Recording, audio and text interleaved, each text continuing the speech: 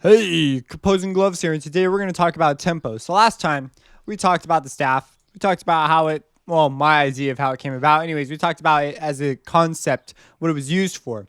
One of the rules that we sort of assumed and we didn't really say out loud was that we are guaranteeing that when we're reading across from left to right on our staff, that this is happening at a rate. This rate is called our tempo. Or the rule is it must remain consistent. In some music styles it's not consistent, but essentially how fast you read through this at a given rate is called your tempo. And later on it gets tied to this thing called the beat, and it gets tied to measures, and it gets tied to all these things. It's a really, really useful concept. You'll see it everywhere.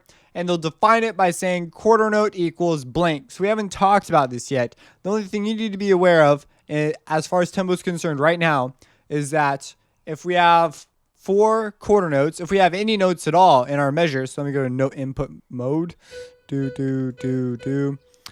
so we have 4 of them, and our quarter note is so we could set up a tempo by coming over to tempo and adding one. So right now it's going to pass through here at a given rate inside a measure. So we haven't talked about any of this stuff right now, but the tempo dictates how fast that rate is. So the same amount of stuff can represent a time that's a really long amount of time or a really short amount of time, depending on how fast our rate is. So right now we have 120. Well, let's really quick, before you listen to this, let's make it 60. So here's what it sounds like. It's 60 beats per minute is how they'll measure it. It's how many beats in a minute. So BPM is what you'll see. So if I play it,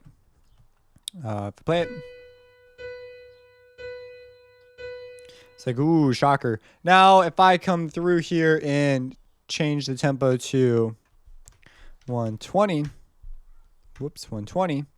Now if I play it, you'll see that it speeds up. It's a very simple concept, but it's a very basic idea that it's just simply changing the rate, how fast we read it. You'll soon find out that drummers have a pretty bad idea of how this works. And so actually most musicians do, because we have a tendency to rush or to slow down.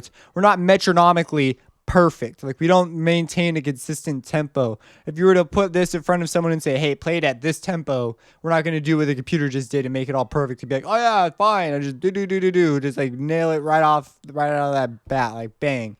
That's part of what makes playing an instrument difficult, is playing at a tempo. And what people do is they'll practice at a tempo that they get naturally, and then they'll speed up or they'll slow down and they'll master tempo for a particular technique, so that it doesn't matter what the tempo is, they can play it. And that's something that you'll notice with really advanced musicians, is something that you'll get to work with, is someone who says, I don't care what the tempo is because I can play it at any tempo.